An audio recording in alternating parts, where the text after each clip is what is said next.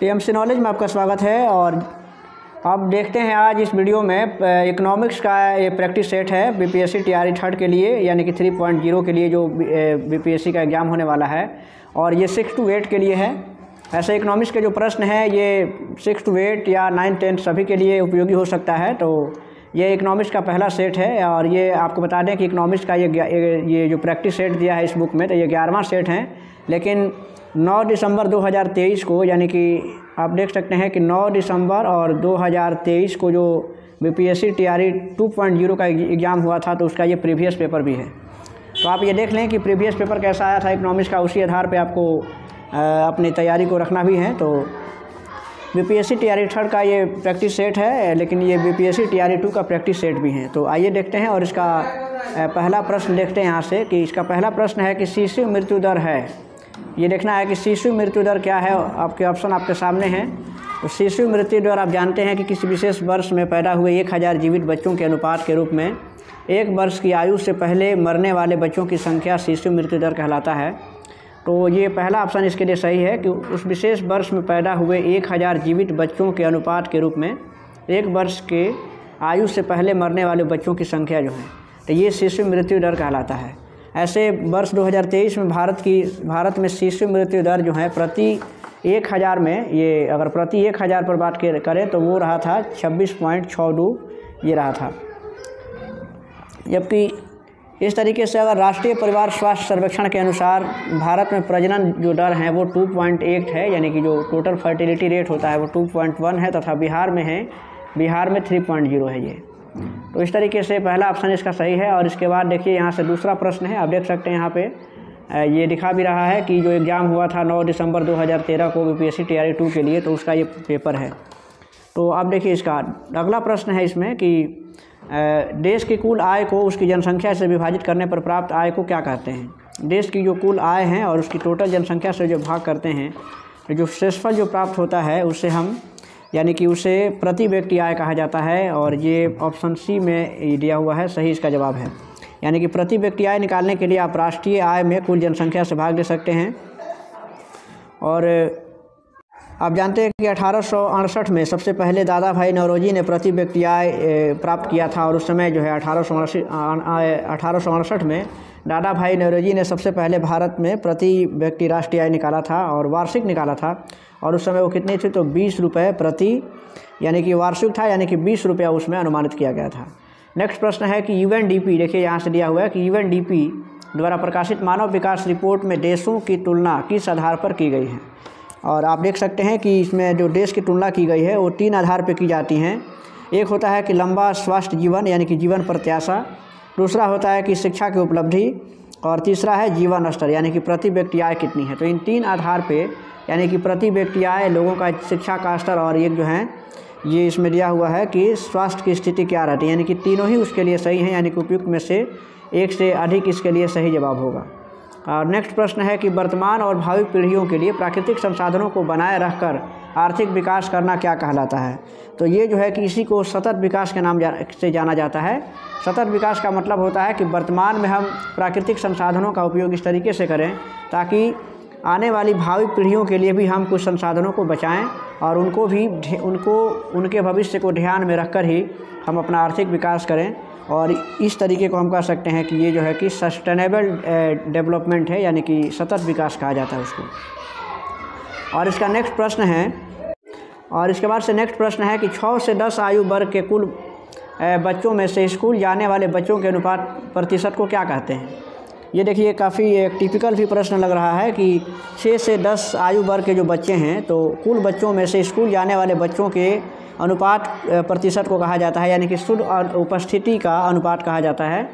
यानी कि ये आपको ऑप्शन बी इसका सही जवाब होगा। 7 वर्ष तथा उससे ऊपर के आयु के ऐसे सभी व्यक्ति जो किसी भी भाषा को पढ़ लिख सकते हैं उसको सक्षम कहते हैं या साक्षर कहा जाता है। वर्ष 2011 की जनगणना के अनुसार अगर देखा जाए तो भारत का जो साक्षरता दर है वो 74.04% है, जिसमें से अगर देखें तो इसमें पुरुषों का जो ये साक्षरता जो प्रतिशत हैं वो है 82.14%। जब ये क्या है तो ये मेल हैं, यानी कि ये पुरुषों की स्थिति है, जबकि महिलाओं की जो स्थिति है वो 65.46% हैं और ये फीमेल है, यानी कि महिलाओं की साक्षरता दर है भारत में। ऐसे टोटल कितना है तो टोटल अभी हमने बताया कि टोटल जो है भारत का साक्षरता जो दर है 2011 की जनगणना के अनुसार यानी कि 74.04% है। और इसके बाद से नेक्स्ट प्रश्न है कि निम्नलिखित में से कौन सी गतिविधि प्राथमिक क्षेत्र से संबंधित नहीं है। आप जानते हैं कि जो हमारी अर्थव्यवस्था है उसे 3 क्षेत्रों में बांटा गया है, यानी कि फर्स्ट, सेकंड एंड थर्ड, यानी कि प्राथमिक, द्वितीयक और तृतीयक। प्राथमिक जो क्षेत्र होता है वो कृषि से संबंधित होता है। कृषि, पशुपालन, मत्स्य पालन, आखेट, शिकार, ये सब जो हैं वो प्राथमिक क्रिया के अंतर्गत आते हैं। तो आप देख सकते हैं परिवहन ये तृतीय में आता है, यानी कि ये अर्थव्यवस्था का थर्ड सेक्टर है जिसको सेवा क्षेत्र कहते हैं। बैंकिंग भी जो है वो भी, ये दोनों ही देख लीजिए, परिवहन और बैंकिंग ये तीनों ही ये तृतीय क्षेत्र में आते हैं। दूसरा मछली पकड़ना ये जो है कि किस में है तो ये प्राथमिक क्षेत्र में है।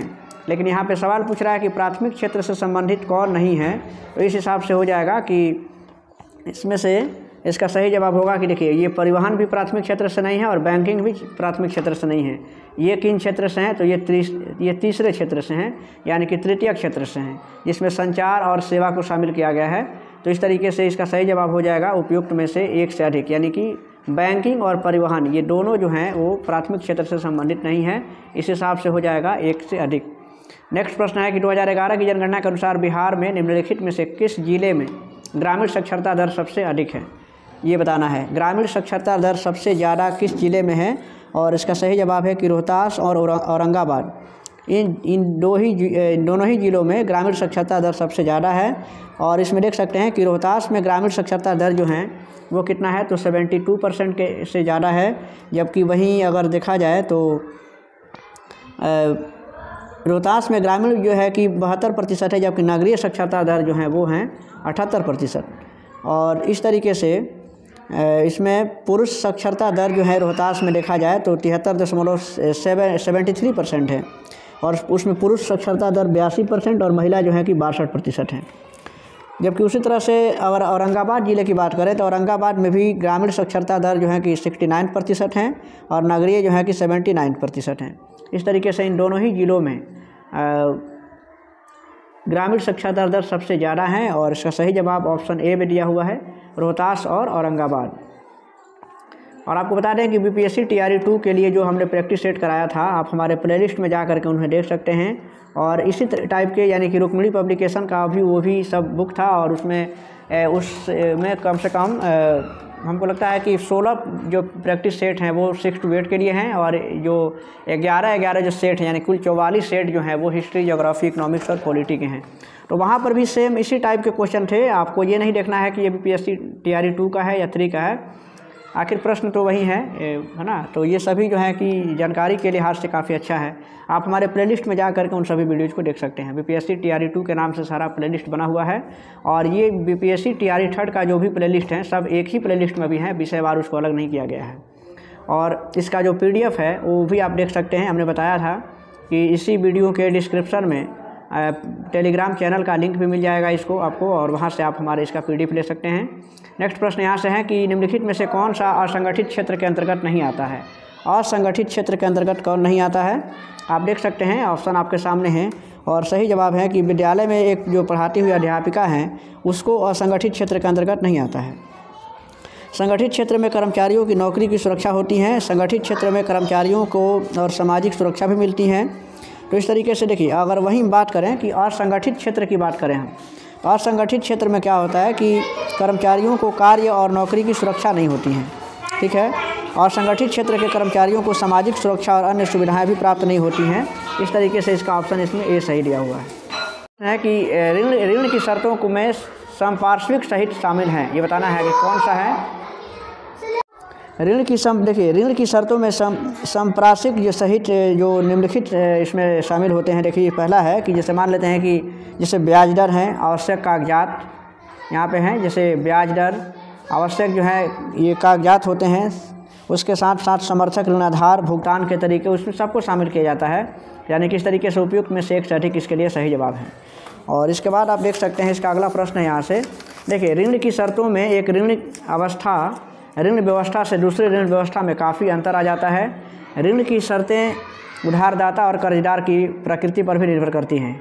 इस तरीके से आप देख सकते हैं। इसका अगला प्रश्न है कि सरकार द्वारा निर्धारित व्यापार बाधाओं या प्रतिबंधों को हटाना क्या कहलाता है। सरकार जो है कि निर्धारित व्यापार बाधाओं को या प्रतिबंधों को हटाती हैं, जिसे हम किस नाम से जानते हैं? तो इसका सही जवाब है कि उसे उदारीकरण के नाम से जाना जाता है, लेकिन ऑप्शन में नहीं दिया हुआ। इस तरीके से उपयुक्त में से एक कोई नहीं इसका सही जवाब होगा। इस संदर्भ में आपको बता दें कि 1991 में भारत ने जो उदारीकरण की नीति अपनाई थी, निजीकरण, उदारीकरण और वैश्वीकरण की नीति अपनाई थी, जिसे LPG की नीति के नाम से जाना जाता है। उस समय अर्थशास्त्री के रूप में मनमोहन सिंह थे और भारत ने उदारीकरण को अपनाया था।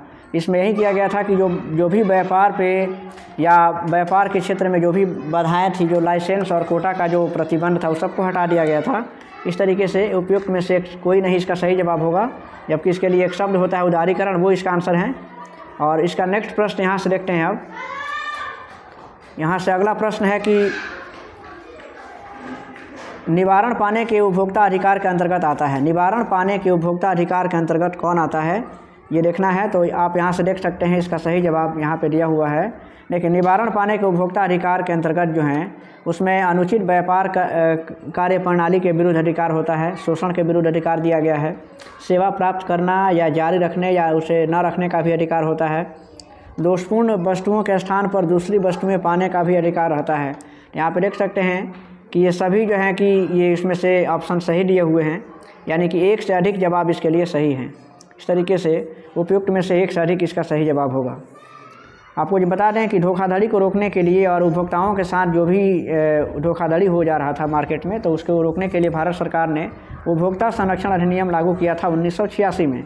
इस तरीके से उसके लिए अलग अलग उसके प्रोसीजर बनाए गए हैं कि उपभोक्ता चाहे तो उपभोक्ता कोर्ट में, यानी कि उपभोक्ता न्यायालय में अपना शिकायत कर सकता है। 15 मार्च को विश्व उपभोक्ता दिवस मनाया जाता है और 24 दिसंबर को राष्ट्रीय उपभोक्ता दिवस के रूप में भी मनाया जाता है। नेक्स्ट प्रश्न यहाँ से देखते हैं कि निम्नलिखित में से कौन सा कथन, ये देखिएगा, कोपरा के बारे में सत्य है। कोपरा यानी कि देखिए, कोपरा यानी कि उपभोक्ता संरक्षण अधिनियम 1986 का अधिनियम को संदर्भित करता है और ये भी जो है कि इसमें उपभोक्ताओं के अधिकारों की सुरक्षा की बात करती हैं। यानी कि इसका सही जवाब ऑप्शन ए में दिया हुआ है, यानी कि यह उपभोक्ता के संरक्षण अधिनियम 1986 का अधिनियम को ये संदर्भित करता है। और ये जो दिया गया है, यानी कि जो कोपरा हम इसको पढ़ रहे हैं, COPRA, ये देखिए 3 स्तरीय अर्ध न्यायिक मशीनरी की व्यवस्था इसमें की गई है और ये जो है कि वस्तुओं और सेवाओं दोनों पर ही लागू होता है। तो इस तरीके से इसका नेक्स्ट प्रश्न है कि गरीबी कम करने के लिए बिहार सरकार द्वारा निम्नलिखित में से कौन सी योजना शुरू की गई है। काफ़ी अच्छा प्रश्न है, देख सकते हैं। तो गरीबी को कम करने के लिए बिहार सरकार द्वारा जीविका योजना शुरू की गई है, यानी कि ये जो जीविका हैं, और ये जीविका बिहार ग्रामीण आजीविका परियोजना, यानी कि विश्व बैंक द्वारा सहायता प्राप्त बिहार सरकार की एक परियोजना है। और वर्ष 2006-07 में बिहार सरकार ने इस योजना को शुरू किया था और आज का आलम ये है कि ये काफ़ी सहायक सिद्ध हो रहा है। ग्रामीण क्षेत्रों में विशेष करके महिलाओं को आत्मनिर्भर बनाने में इसका काफ़ी योगदान रहा है। राष्ट्रीय ग्रामीण विकास आजीविका मिशन की शुरुआत 1 जून 2011 में ग्रामीण विकास मंत्रालय के द्वारा की गई थी। तो इस तरीके से जीविका जो है इसका बिहार सरकार के द्वारा शुरू किया गया एक पहल है। 2006-07 में इसकी स्थापना की गई थी। इसकी स्थापना नहीं बल्कि कहें तो इसकी शुरुआत की गई थी। नेक्स्ट प्रश्न है कि किसी देश में खाद्य सुरक्षा तभी सुनिश्चित होती है जब, ये बताना है कि कब जो है कि किसी देश में खाद्य सुरक्षा निश्चित होती हैं, जब इसमें निम्न प्रकार की उसमें फैक्ट काम करते हैं वो खाद्य सुरक्षा सुनिश्चित करने के लिए। पहला उसमें है कि जब भोजन की उपलब्धता होनी चाहिए, ये भी सही है।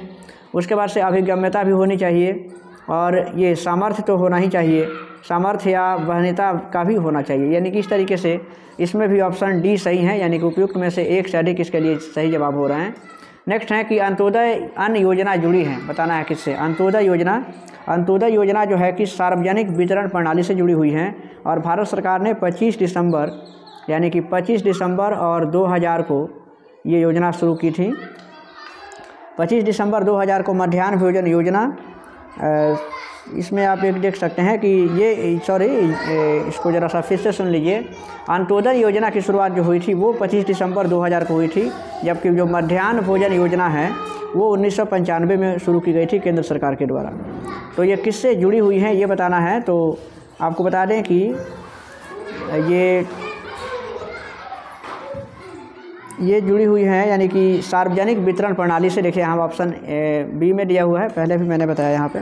तो इस तरीके से आप देख सकते हैं कि इसमें जो अंत्योदय योजना यानी कि सार्वजनिक वितरण प्रणाली से जुड़ी हुई है, और इसमें आप देखते हैं कि गरीबी रेखा से ऊपर और नीचे जीने वाले परिवारों को उसमें APL और BPL का जो उसमें कैटेगराइज किया गया है, यानी कि उसको अलग अलग वर्गों में बांटा गया है। और इसमें जो चिन्हित परिवार हैं अंत्योदय योजना के लिए, तो उसमें देखिए यहाँ पे है कि 2 रुपया प्रति किलोग्राम की दर से गेहूं मिलता है और 3 रुपया प्रति किलोग्राम की दर से चावल मुहैया कराया जाता है। और प्रति माह में यानी कि प्रारंभ में जो है प्रति माह 25 केजी अनाज दिया जाता था, परंतु 1 अप्रैल 2002 से 35 किलो प्रति माह अनाज इसमें दिया जाता है। और अभी आप देख रहे हैं कि उसी योजना के तहत जो कोरोना काल में जो ये शुरू किया गया था, इसमें भी सरकार जो है कि 5 किलो राशन जो है कि हर एक परिवार को दे रही हैं। देखिए कितनी बार तो यही आपको पूछ लिया जाता है, कई बार ये पूछा गया है कि अंत्योदय योजना में जो गेहूं और चावल का वितरण होता है तो उसका रेट पूछ लिया था। तो आप देख लें यहाँ पे कि 2 रुपया प्रति किलो के हिसाब से गेहूं है, यानी कि 2 रुपया प्रति किलोग्राम, और 3 रुपया प्रति किलोग्राम के हिसाब से यहाँ पे चावल दिया जाता है। तो इस तरीके से नेक्स्ट प्रश्न है कि अल्प रोजगार का अर्थ क्या होता है। अगला प्रश्न है अल्प रोजगार, यानी कि अल्प रोजगार का अर्थ है कि जब लोग अपनी क्षमता से काम कर रहे हों, और इसमें कह सकते हैं कि इसके बाद से हैं कि और एक श्रमिक को उसकी क्षमता के अनुसार अगर कार्य नहीं मिलता है, और या अथवा श्रमिक को कुछ महीनों के लिए कुछ समय के लिए बेकार रहना पड़ता है, तो उसे कहा जाता है, यानी कि उसको समय जो है कि उससे कम मिलता है। तो ये सब स्थितियाँ उससे जुड़ी हुई हैं। तो अल्प रोजगार जो है कि 2 तरीके के हो सकते हैं, यानी कि एक होता है कि दृश्य अल्प रोजगार होता है और एक होता है अदृश्य अल्प रोजगार। तो इसमें ऑप्शन बी सही है इसके लिए। और नेक्स्ट प्रश्न है कि निम्नलिखित में से कौन से देश में रोजगार स्तर पर पंचवार्षिक सर्वेक्षण करता है, यानी कि कौन सा देश में रोजगार स्तर पर पंचवार्षिक सर्वेक्षण करता है। आपको ऑप्शन बताना है कि इसमें कौन सी ऐसी संस्था है या किसके द्वारा ऐसा किया जाता है। तो भारत में देखिए रोजगार स्तर पर पंचवार्षिक सर्वेक्षण करता है, यानी कि राष्ट्रीय प्रतिदर्श सर्वेक्षण संगठन जो है, यानी कि जिसको हम NSSO के नाम से जानते हैं, वो जो है कि रोजगार स्तर पर पंचवार्षिक जो है कि ये अपना सर्वेक्षण करता है और अपनी रिपोर्ट देता है, यानी कि ऑप्शन ए में दिया हुआ है। इसके बाद से इसका प्रश्न है कि सकल घरेलू उत्पाद जिसको GDP कहते हैं, उसमें क्षेत्रों के योगदान का उच्चतम से निम्नतम तक का सही क्रम क्या है। यानी कि देखना है कि GDP में सबसे ज़्यादा योगदान किस क्षेत्र का है और उसके बाद उसके कम किसका है, ये देखना है, इसका एक क्रम देखना है।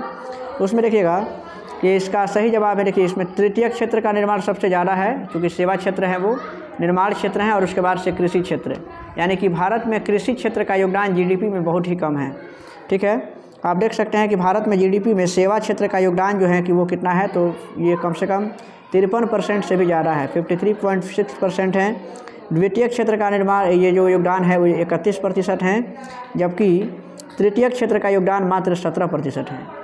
अब देखिए, यानी कि आप देख सकते हैं कि भारत में 80% जो आबादी है वो कृषि पर डिपेंड है, फिर भी कृषि का जो योगदान है मात्र 17% है GDP में, यानी कि भारत के कुल आय में कृषि का योगदान बहुत ही कम है। सबसे ज़्यादा तृतीय क्षेत्र का है, उसके बाद निर्माण क्षेत्र यानी कि द्वितीय क्षेत्र है। देखिए तीसरा, पहला ये दूसरा क्षेत्र है, और कृषि जो है कि वो पहला है, यानी कि आप इसके याद कर रख सकते हैं।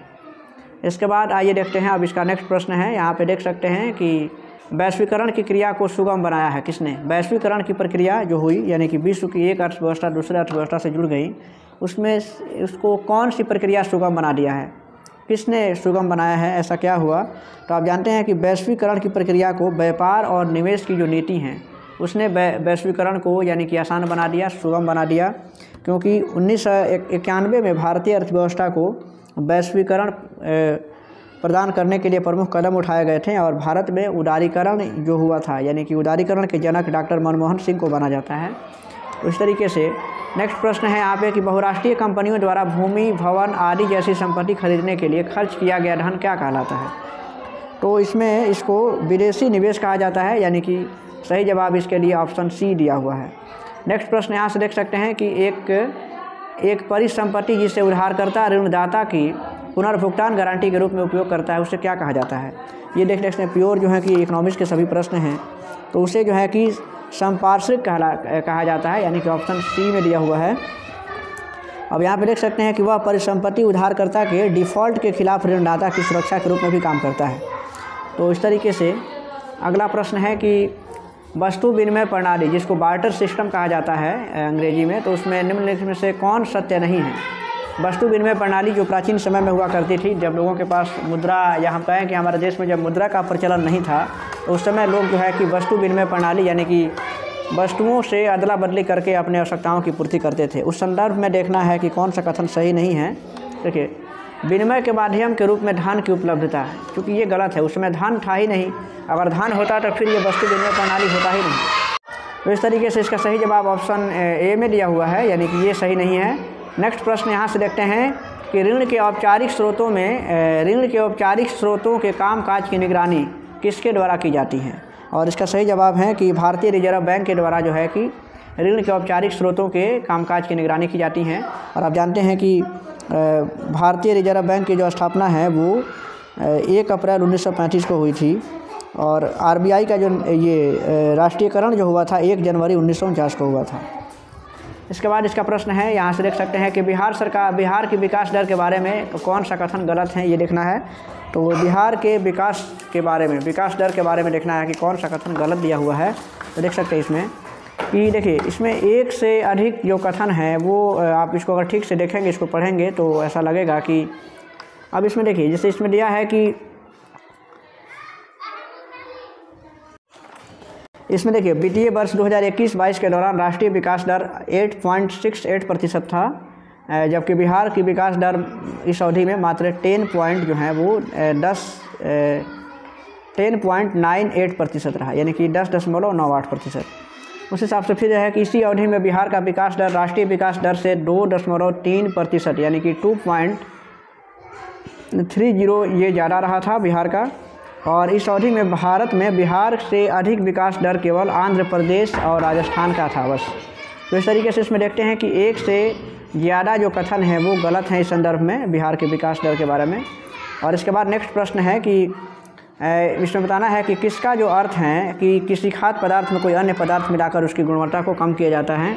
इसमें जानते हैं कि मिलावट ही है, यानी कि मिलावट में क्या होता है कि किसी खाद्य पदार्थ में कोई अन्य पदार्थ मिला करके और इसकी क्वालिटी को हम कम कर देते हैं, तो उसको मिलावट कहा जाता है। नेक्स्ट है कि जीवन और संपत्ति के लिए खतरनाक वस्तुओं और सेवाओं का विपणन किसके अंतर्गत आता है। तो ये देखिए इसमें कि जीवन और संपत्ति के लिए खतरनाक जो वस्तुएं होती हैं या जो भी सेवाएं हैं उसका विपणन संरक्षित होने का अधिकार इसके अंतर्गत उसको दिया गया है, यानी कि ऑप्शन ए इसके लिए सही जवाब है। और नेक्स्ट प्रश्न यहाँ से होगा 177। देखिए यहाँ से प्रश्न है कि निम्नलिखित में से मुद्रा के आधुनिक रूप की कौन सी महत्वपूर्ण विशेषता है, ये देखना है। देखिए आधुनिक मुद्रा देश की सरकार द्वारा अधिकृत हैं, ये जो है कि इसकी प्रमुख विशेषता है, यानी कि ये ऑप्शन ए सही है इसके लिए। और आधुनिक मुद्रा में एकरूपता भी है, स्वीकार्यता भी है, विभाज्यता है, अस्थायित्व है और सुबाह्यता भी है। तो इस तरीके से ये पहला ऑप्शन उसके लिए है कि ये भारत सरकार के द्वारा अधिकृत हैं, यानी कि ऑथोराइज्ड हैं। और नेक्स्ट है कि मानव विकास रिपोर्ट 2023 के अनुसार निम्नलिखित में से कौन सा देश HDI में भारत से ऊपर है, ठीक है ना। यानी कि HDI आप यहाँ से देख लीजिए, HDI का मतलब होता है ह्यूमन डेवलपमेंट इंडेक्स, यानी कि मानव विकास सूचकांक। देखिए इसमें कौन सा देश आगे हैं, तो इसमें बांग्लादेश जो है कि वो HDI में भारत से ऊपर है, यानी कि UNDP के द्वारा जो HDI 1990 जारी किया गया था उसमें जो है 1990 से जारी किया जाता है। तो 2023 का जो मानव विकास रिपोर्ट है उसमें भारत 191 देशों में से 132वें नंबर पे हैं, और जबकि जो बांग्लादेश हैं तो वो जो है कि 129वें नंबर पे हैं। तो इस तरीके से बांग्लादेश जो है कि ह्यूमन इंडेक्स में हमसे आगे हैं। और नेक्स्ट प्रश्न है कि निम्नलिखित में से कौन सा एक नवीकरणीय संसाधन है। नवीकरणीय संसाधन इसमें से कौन सा है, तो देखिए भूमिगत जो जल होता है, यानी कि जो भूजल हैं वो नवीकरणीय संसाधन है। और नवीकरणीय संसाधन के विषय में आप जानते हैं कि उनको एक बार उपयोग करने के बाद से उनको फिर से हम स्थापित कर सकते हैं या फिर से उनका उपयोग हम कर सकते हैं। और इसके बाद से देखिए प्रश्न, आर्थिक गतिविधियों को किसके आधार पर सार्वजनिक और निजी क्षेत्र में वर्गीकृत किया जाता है। आर्थिक गतिविधियों को, तो ये इसमें सही जवाब है कि आर्थिक गतिविधियों को स्वामित्व और सेवाओं की डिलीवरी के आधार पर उसको सार्वजनिक और निजी क्षेत्र में बांट दिया जाता है, यानी कि सरकारी और गैर सरकारी क्षेत्रों में बांटा जाता है। तो इस तरीके से इसका सही जवाब ऑप्शन बी है। नेक्स्ट प्रश्न यहाँ से देखते हैं कि निम्नलिखित में से बिहार के किस जिले की जनसंख्या जो है वो दशकीय वृद्धि 25% से अधिक है, ये बताना है। और इसका सही जवाब है कि इसमें से बिहार में जो जनसंख्या वृद्धि दर है 2001 और 2011 के बीच में 25.07% थी, जबकि ये बिहार में जनसंख्या वृद्धि है। और इसका सही जवाब है कि उसमें से ऐसा कोई जिला नहीं है जिसकी दशकीय वृद्धि जो है कि 25% से ज़्यादा है। तो इस तरीके से इसका सही जवाब है उपयुक्त में से कोई नहीं। और इसमें आप देख सकते हैं दशकीय वृद्धि यहाँ पे दिया हुआ है 25% से अधिक इसमें अगर देखा जाए तो। अब देखिए इसमें अगला प्रश्न है कि निम्नलिखित में से कौन सा नदी पशुपालन कार्यक्रम का, यानी कि कौन सा नदी पशुपालन कार्यक्रम का उद्देश्य नहीं है, ये बताना है, अगला प्रश्न है। और इसमें देखिए इसमें नदी पशुपालन कार्यक्रम का जो कुछ उद्देश्य है आपको बता देते हैं कि नदी में जैव विविधता को बनाए रखना और उसे संरक्षित करना। दूसरा है कि उत्पादकता बढ़ाने हेतु खेती योग्य कार्यों की अंगों के नियमित भंडारण की सुविधा प्रदान करना, मछली उत्पादन में वृद्धि करना और इन संसाधनों पर निर्भर समुदायों की आय और आजीविका के अवसर बढ़ाना, ये उसका मुख्य लक्ष्य है। तो इसमें देखते हैं हम कि एक से अधिक जो है कि इसके नदी कार्यक्रम के उद्देश्य नहीं है, यानी कि डी इसके लिए सही जवाब होगा, यानी कि उपयुक्त में से एक से अधिक, यानी कि इनमें से जो तीनों जो ऑप्शन है वो नदी कार्यक्रम के उद्देश्य नहीं है, यानी कि नदी पशुपालन कार्यक्रम के उद्देश्य नहीं है। और 8 अक्टूबर 2021 को आप ये डाटा याद कर सकते हैं कि 8 अक्टूबर 2021 को नदी पशुपालन कार्यक्रम का शुभारंभ किया गया था केंद्रीय मत्स्य पालन विभाग के द्वारा। और नेक्स्ट इसका प्रश्न है कि अस्थिरता और पूंजी खोने के जोखिम के दृष्टिकोण से लिक्विड फंड निवेशकों के लिए एक सुरक्षित विकल्प है। लिक्विड फंड के संबंध में कौन सा कथन सही है? देखिए इसमें पहला ही ऑप्शन सही है कि लिक्विड फंड जो हैं मुद्रा बाजार के साधन हैं, ठीक है ना। और दूसरा है कि यह लचीले निवेश विकल्पों के साथ एक तरल और कम लागत वाला कम जोखिम वाला उत्पाद भी हैं और इसे मूलधन और तरलता की सुरक्षा तथा मामूली रिटर्न प्रदान करने हेतु भी डिजाइन किया गया है। लिक्विड फंड एक प्रकार का डेट फंड होता है जो ऋण और मनी मार्केट विकल्प जैसे पेपर कॉल मनी या फिर सरकारी सिक्योरिटी, ट्रेजरी बिल आदि में निवेश कर सकता है, ठीक है। तो इस तरीके से ये पहला ऑप्शन इसके लिए सही है। नेक्स्ट है कि किसी विशेष वर्ष के दौरान किसी देश के भीतर उत्पादित सभी अंतिम वस्तुओं और सेवाओं का मौद्रिक मूल्य क्या कहलाता है? तो उससे हम क्या कहते हैं तो देख लीजिएगा, इसे सकल घरेलू उत्पाद यानी कि जीडीपी कहा जाता है, जो ग्रॉस डोमेस्टिक प्रोडक्ट होता है जीडीपी, उसे कहते हैं। और अभी देखिए अभी करंट का जो मामला है, यानी कि अभी जो विभिन्न जो कंपनियां हैं या एजेंसियां हैं जीडीपी भारत का अनुमान लगा रही हैं। एसबीआई ने अपनी एक रिपोर्ट जारी की है जिसमें बताया गया है कि 8.4% जो है कि 23-24 का जो जीडीपी रहने का अनुमान लगाया गया है। इसके बाद नेक्स्ट इसका प्रश्न देखते हैं यहाँ से 185वां प्रश्न है यहाँ से कि राष्ट्रीय बहुआयामी गरीबी सूचकांक के बारे में कौन सा कथन सही है? इसके पहले भी इसका रिपोर्ट आया था जिसमें बिहार के संदर्भ में भी आया था, तो उसमें बिहार का भी आंकड़ा दिया गया था, उसमें बताया गया था कि बिहार सबसे गरीब राज्यों में से एक है। तो देखिएगा राष्ट्रीय बहुआयामी गरीबी सूचकांक के बारे में कथन जो है कि इसमें से कौन सही है देख लीजिएगा। पहला कि इसमें इसका जो कथन है यानी कि राष्ट्रीय बहुआयामी गरीबी सूचकांक नीति आयोग के द्वारा जारी किया जाता है, ठीक है ना, ये पहला एक इसमें से कथन है। देखिए नीति आयोग जो है ये सही है। दूसरा है कि यह वैश्विक बहुआयामी गरीबी सूचकांक का राष्ट्रीय संस्करण भी है। तो इसके विषय में ये भी जानना है कि यह सर्वप्रथम 2010 और ऑक्सफोर्ड गरीबी और मानव विकास पहला तथा संयुक्त राष्ट्र विकास कार्यक्रम द्वारा प्रकाशित किया गया था। यानी कि इसमें जो है कि ये एक से अधिक कथन जो है कि इसके लिए सही है। इसमें चूँकि जो राष्ट्रीय बहुआयामी गरीबी सूचकांक जो प्रकाशित किया गया था, तो इसके संदर्भ में एक से अधिक जो है कि इसमें से वर्ष 2015-16 और 19-21 के बीच में भी भारत में बहुआयामी गरीबी से लगभग 13.5 करोड़ व्यक्ति बाहर निकले हैं इसमें से। और 19 और 21 के संदर्भ में कहा गया है कि जो गरीबी है वो भारत की वो घट गई हैं और वो मात्र 14.96% जो है कि इसकी गरीबी रही है, ठीक है। तो यहाँ से ये इसमें सही इसका सवाल है कि यानी कि इसमें डी ऑप्शन सही है, यानी कि एक से अधिक इसके लिए ऑप्शन सही है। और इस तरीके से नेक्स्ट इसका प्रश्न आप देख सकते हैं कि ये सभी थ्योरेटिकल प्रश्न हैं, क्योंकि आपको इसमें ऑप्शन के आधार पर भी बहुत ज़्यादा जल्दी आप निर्णय नहीं ले सकते हैं, क्योंकि इसके लिए आंकड़े आपके पास होने चाहिए। नेक्स्ट है कि केंद्रीय एवं राज्य भंडारण निगम के उद्देश्य क्या हैं? तो आप देख सकते हैं। और इसका सही जवाब इसका है, यानी कि केवल एक जो इसका सही जवाब है, यानी कि पहला ऑप्शन इसका सही है, यानी कि ये इसका सही जवाब होगा। और नेक्स्ट है कि भारत में मुद्रा आपूर्ति के संदर्भ में निम्नलिखित में से कौन सा कथन असत्य है। तो मुद्रा आपूर्ति के संदर्भ में M1 सबसे अधिक तरल मुद्रा आपूर्ति माप है, यानी कि जो M1 दिया हुआ है, यानी कि ये इसका सही जवाब है।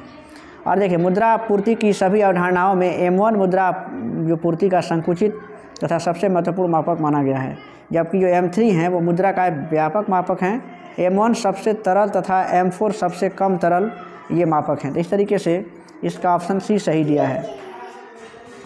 नेक्स्ट इसका प्रश्न है कि देखिए, इसमें जो अभी M1 M2 के विषय में थोड़ा जान लीजिए कि देखिए, इसमें प्रश्न ये पहले भी आया हुआ है। ये BPSC TRE2 का जो हमने सेट कराया था उसमें भी इस तरह के प्रश्न आए थे। M1 M2 और M3 M4 जो दिए गए हैं उसको भारतीय रिजर्व बैंक द्वारा प्रकाशित किया जाता है। और तरलता की दृष्टि से इन चारों का क्रम है, पहले जो है कि देखिए, पहले M1 है, फिर उसके बाद से M2, उसके बाद M3 और फिर उसके बाद M4 होता है। यानी कि ये मुद्रा के तरलता का मापक के रूप में इसको हम काम करते हैं, इसका यूज करते हैं। और नेक्स्ट प्रश्न है कि निम्नलिखित में से कौन सी बिहार में जलवायु लचीले कृषि कार्यक्रम की विशेषता है, यानी कि इसमें बताना है।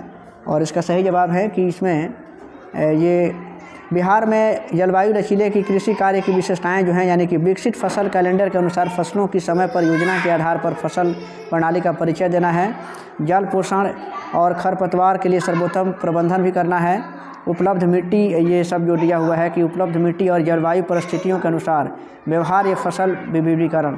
तो ये सभी इसके लिए सही हैं, यानी कि उपयुक्त में से एक से अधिक इसके लिए भी सही जवाब है। और ये सभी देखना है कि सब कथनों पर आधारित हैं, यानी कि सभी जो है कि काफ़ी ये प्योर थ्योरेटिकल सभी प्रश्न हैं। आपके पास आंकड़ा रहेगा तभी जाके आप इस सब प्रश्नों का वो बना सकते हैं। देखिएगा, बिहार स्टार्टअप नीति 2022 का सही उद्देश्य सुनिए, इसमें से बताना है कि बिहार स्टार्टअप नीति 2022 का सही उद्देश्य क्या था। और इसमें भी है कि बिहार स्टार्टअप नीति 2022 के तहत उद्यमियों को सीड फंड के रूप में 10 साल के लिए 10 लाख रुपया बिना किसी ब्याज के दिए जाने का प्रावधान भी रखा गया था। उसके बाद है कि इसके साथ ही सीड फंडिंग के बाद अगर स्टार्टअप के विकास या उसकी सफलता सुनिश्चित करने हेतु ट्रेनिंग और मार्केटिंग के मदद के लिए भी आवश्यक प्रावधान किए गए थे इसमें। तो इस तरीके से इसमें हम देख सकते हैं कि इसका एक से अधिक इसमें से ये जो ऑप्शन है वो सही है इसके लिए। और इसमें आप देख सकते हैं कि महिला उद्यमियों के लिए भी इसमें स्टार्टअप को 5% अतिरिक्त फंड, यानी कि 10,50,000 रुपये की धनराशि के बीज जो है कि निधि के रूप में प्रदान किया जाता था। तो इस तरीके से इसमें एक से अधिक इसके लिए ऑप्शन सही है, यानी कि राष्ट्रीय बिहार स्टार्टअप नीति 2022 के संदर्भ में। और इसका आखिरी प्रश्न है, यहाँ से देख सकते हैं, एक प्रश्न यहाँ पे दिया हुआ है कि उपभोक्ता संरक्षण अधिनियम के अनुसार निम्नलिखित में से कौन सा सही नहीं है, ये बताना है। और इसका सही जवाब है, यानी कि ऑप्शन देख लीजिए, इसमें 4 पहले कथन दिए गए हैं।